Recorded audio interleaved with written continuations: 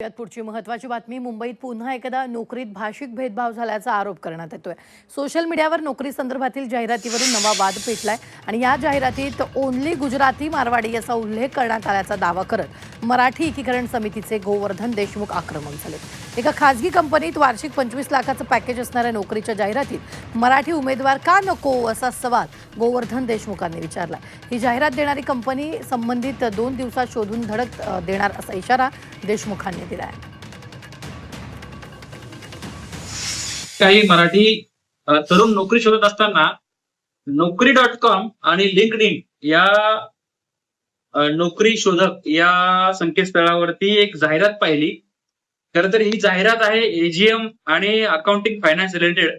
त्या ठिकाणी त्यांना CA हवाय आणि एक अहमदाबाद बेस्ड एजन्सी आहे ती ही जाहिरात टाकते. 5 जूनची ही जाहिरात आहे.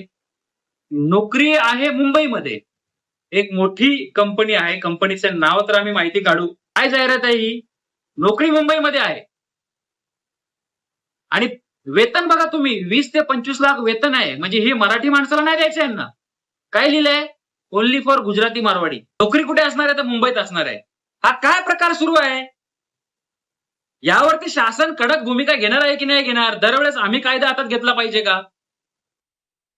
काही जर का एखाद्या कंपनीने जाहिरात काढत असताना असं ठराविक भाषा बोलणाऱ्या व्यक्तींसाठीच फक्त नोकरी असं जर का उल्लेख केलेला असेल किंवा तसं त्यांचं जर का पुढाकार घेतलेला असेल तर नक्कीच हे अशा गोष्टी काही महाराष्ट्रात आम्ही सहन करू शकत नाही. त्यांच्यावरती आम्ही कायदेशीर जर का ते तथ्य आढळलं त्याच्यावरती कायदेशीर कारवाई आम्ही करू.